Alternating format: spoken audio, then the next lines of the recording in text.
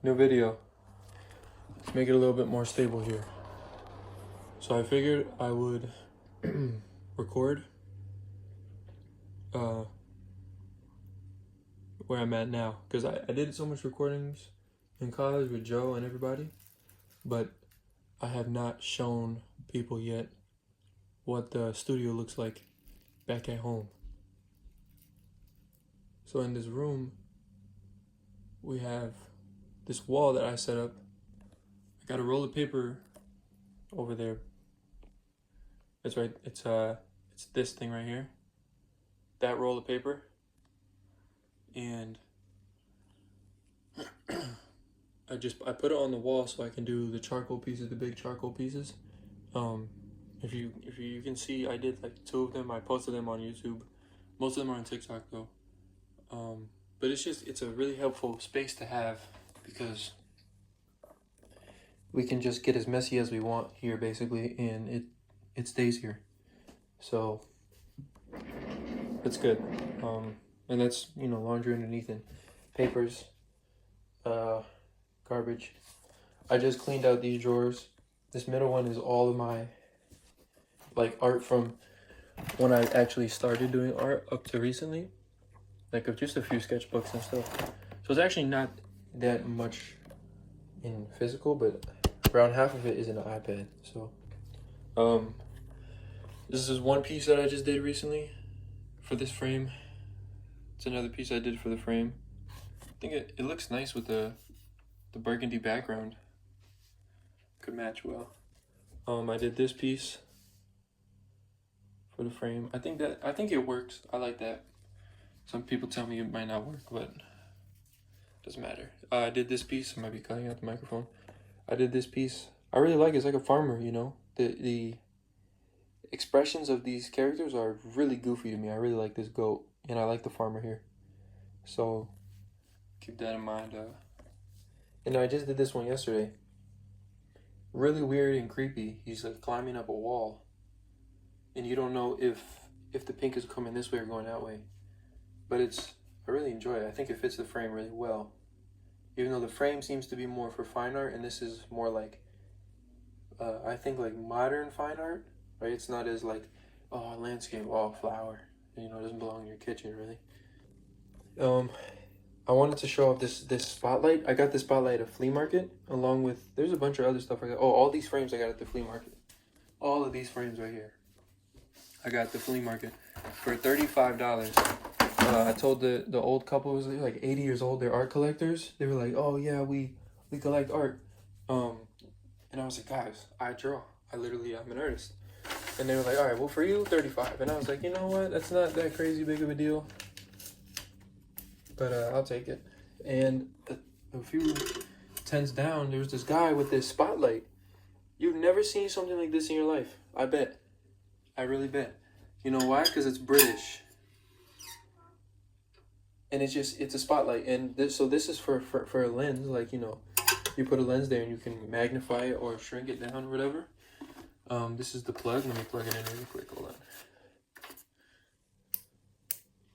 And it's not as strong as my other one that I used to have, but I don't care. It's worth it, bro. It's so worth it.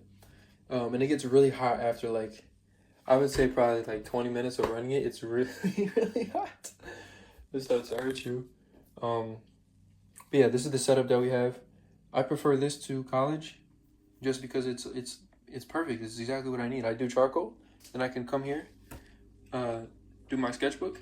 I can record it here. I can record it here, and if you put the nice lighting, you put the spotlight here. You know what I mean? And then you hang up the piece there, and now you have it in its environment that it was made in. So it just makes the most sense. But I did some organizing. Behind this frame is all the camera stuff. So you'll see some of that when I print out the film and I go to the spots with the people. And I have, we get the costumes and whatnot, because here's an idea that I had. At that same flea market, I got this suitcase, right? This suitcase is quite phenomenal because of its authenticity. Right, it's from the 60s. You have real leather, so even even a nice close-up shot of something like this. That's artistic right now. You know, and then you go and Procreate and you fill in the name here, blah, blah, blah, whatever, so we don't damage the actual product. But boom, just like this, that's the album cover. You know, position it well. But inside of this suitcase, hold on, let me open it. How do you open it? There you go. Inside of the suitcase is premium condition. This guy gave it to me for $20. I got this suitcase. No, $17. Can you believe? Now, if I travel, it would make more sense, but I don't even travel. The point is, when I do travel, you know, I'm showing up in style, real life style. But just, I mean, the camera that I got in there that I just showed you guys, I am imagining one, when I have the funds, probably in like a year or two, I'll go on like a traveling trip, and I'll take this suitcase and I'll take that camera and I'll get to very artistic endeavors. But for now, this suitcase serves as one of the best, I think, props to use for anything.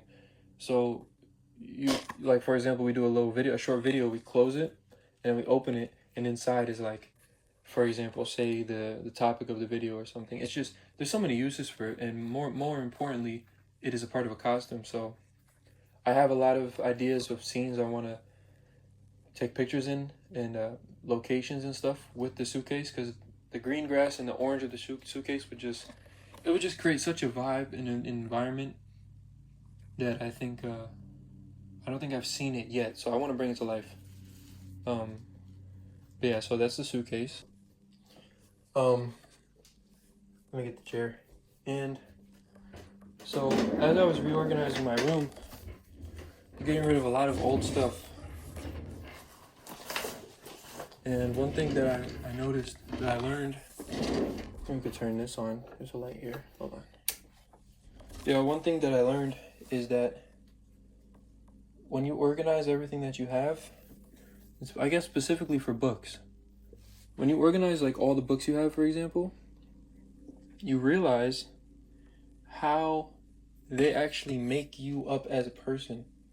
So I'm going to show the books in a second, but I just want to show under this little desk, I got this nice light that, you know, makes it really cozy. And I got all the crochet stuff. So whenever I do crochet, I could pretty much make anything, but the goal is to make more gingerbread men. I want to fill up the whole wall of gingerbread men. But yeah, speaking of the books, like these books is what makes me who I am, literally. So I guess a library is, in this idea, should be a vulnerable thing that you show people, or I guess a private thing, because it literally shows you exactly what you focused on. So all of these books, I've read all of them except for Morning, Noon, and Night. That's not a real book. It's a hollow book. You hold things in. But this is pretty much me. All of these things here. These ones are the most recent ones that I read. Love and Respect. I highly recommend that book. And these are just like old books. These are old encyclopedias from 1910, 1890s. Like crazy old books that are like falling apart even if you touch them. And then even up here too, we have mythology, religion, and then these old dictionaries. Just for reference, this is my hand, right? This is a hand of a young man. And it's like that big to a toothbrush, right? It's as long as a toothbrush. Look at how big this book is. It's even wider than my hand. It's unbelievable how big that book is. I used to have it out on the table, so it would like be encouraging for me to read it, so I don't have to pick it up, because you're not picking it up. That's like a 50-pound weight, you know. Yeah, but I realize the more that you read, actually, the better off you are. So recently, I've been reading The 8th Habit, and that book there's a lot of things in there that I already knew that like these other books taught me. But it goes into, it puts it into more modern terms, and it's more sensible that way for the modern reader, I think. Because we don't talk in King James Bible language anymore, or what is this? manly P Hall, esoteric wisdom. You know what I mean? Puts it into simple terms. So, but yeah, I encourage everybody, if you have books, just for like a day, get all your books together and put them next to each other, and you'll see who you are. You'll see what helped make you. And if you don't have any books to put up together, then I don't know. I don't know what you do at that point. Maybe start reading books. But yeah, it's a good measure of you as a person. Yeah. Yeah, you see I have my two phones there. One is for business. That's where I do my socials on. This is for phone, talking to people, which is so crazy. I barely talk. I talk to less than one person a day on my phone, real life. And at first it was really lonely. I was like, man, I got nobody to talk to. But it doesn't matter. It doesn't matter. People who are real, they're gonna stay around, you know. And people who are not, it's whatever. It doesn't even matter. So got past that. Got past that phase. This is the frame that we built. We're gonna put the final piece in there. It's the one where this guy speaks with his heart. He has the heart, and he's talking in the date in the flower field. I'm gonna put that one in there. We're gonna seal it off. We're gonna look into galleries and whatnot. So it's gonna be good. Behind it is the huge map of the world building that I'm working on, that I've been working on. So stay tuned for that, because I'm gonna make a whole comic book. I'm gonna release it, and then we're gonna give it to the world, and it's gonna be good. Yeah. But oh, my stomach is hungry. That's the studio. You know, that's how we're working right now. It's what we're working with. I think it's good. I think it's productive. The bed is to the left of the camera right now. And yeah, I mean, we're gonna see we're gonna see what happens. It's crazy. We've grown from YouTube Shorts more than we have from videos. We've gotten from 80. We went to 80 in 2 years, and we just got 6 subscribers in the last week. And I know to a lot of people that doesn't sound like a lot, but that's a lot for me. I never got 6 subscribers in a week, unless it was I told my family and friends to go subscribe, and they subscribe right there. But this is random people that's subscribing, talking about we love your art style, this and that. Like, I need more of this. And I hope they're being genuine and not just saying that just to say it.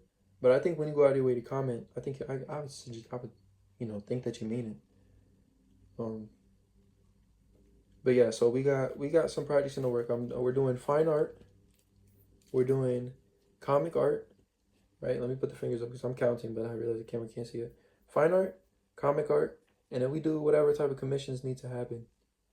Right?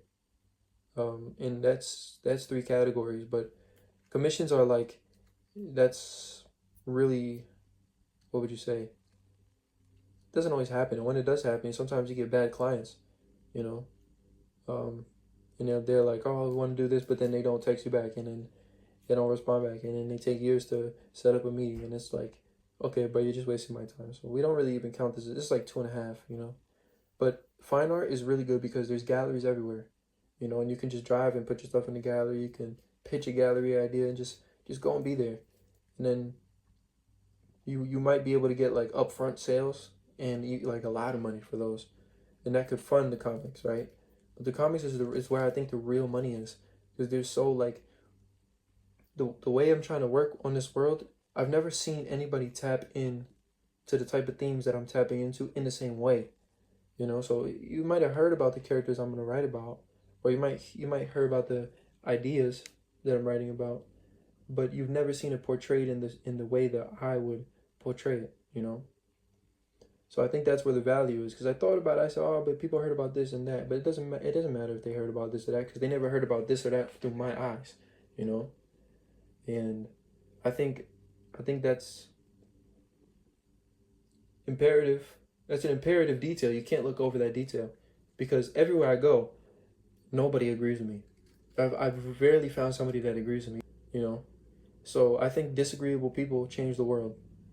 And maybe that's a hot take, but I think it is the take. Disagreeable people change the world. And is this disagreeable to a certain level? If you're disagreeable and you're crazy, you're just crazy. But if you're disagreeable and you're sane, that's when change happens. I would suggest, if you think I'm talking nonsense, research Dr. Sebi. Listen to his talks. He called himself a disagreeable man. He cured AIDS, and the FDA was like, okay, well, we can't refute that. Just don't come back to America. And he didn't. But it's disagreeable people change. He changed lives. He changed a lot of things for a lot of people. Maybe not the world, because the world didn't let him. But he changed things. Disagreeable. You have to be disagreeable. A lot of people disagreed with a lot of people that have made change. So I'm not trying to become a martyr or an activist or anything like that, but just disagreeable in art. Let me just be disagreeable in art. Um, so I think that's something. I wonder who will listen to this whole video. And if nobody, it serves as a record of what I thought at the time.